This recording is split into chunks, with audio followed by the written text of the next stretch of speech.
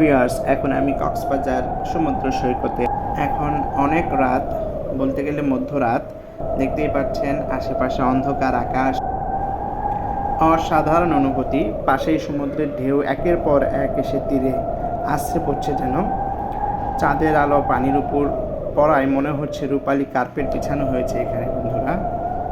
বন্ধুরা, ভিজে বালির উপর হাঁটা একটা অন্যরকম অনুভূতি সত্যি, যেটা আপনাদেরকে আমি কোনোভাবে বোঝাতে পারবো না। শুনতে পাচ্ছেন তো আশেপাশে বাতাসের শব্দ, সাথে ঢেউয়ের শব্দ, যেটা লাইভ কনসার্টের মতো একটা এখানে কিন্তু বিনোদন পাওয়া যাচ্ছে। আসলে রাতের কক্সবাজার একটা অন্যরকম রূপ এখানে ফুটে উঠেছে, যেটা আপনি চাইলেই কিন্তু দিনের বেলা হট্টগোলের মধ্যে এই ফিলিংসটা কিন্তু খুঁজে পাবেন না বন্ধুরা।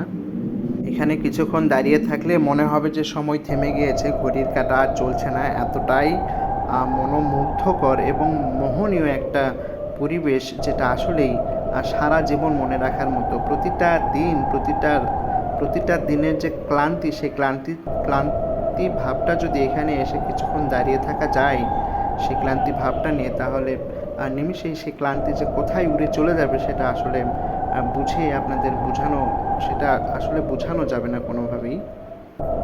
আপনারা অবশ্যই কক্সবাজারে প্রতিনিয়তই আসেন, আপনারা এটা কিন্তু ট্রাই করতে পারেন। দিনের বেলা যেরকমটা আনন্দ পাওয়া যায়, বিশেষ করে গোসল করা কিংবা বিচে হেঁটে বেড়ানো, কিন্তু বন্ধুরা রাতের বেলায় এসে একবার ট্রাই করবেন। এটা অনেকটা কিন্তু সেন্ট মার্টিনের একটা ভাইব পাওয়া যাবে। তবে আপনাদেরকে কিন্তু একটু সুগন্ধা বিচ বা আশেপাশের যে জমকালো যে বিচগুলো আছে সেখানে গেলেই আনন্দটা পাওয়া যাবে না, কারণ সেখানে সারা রাতই অনেক মানুষ সেখানে কিন্তু আড্ডা দেয়। আপনাদেরকে একটু যে বিচগুলো আছে সেটা থেকে একটু দূরে যেতে হবে, যেখানে আসলে মানুষের আনাগোনাটা একটু কম। ধন্যবাদ, আবারও দেখা হবে।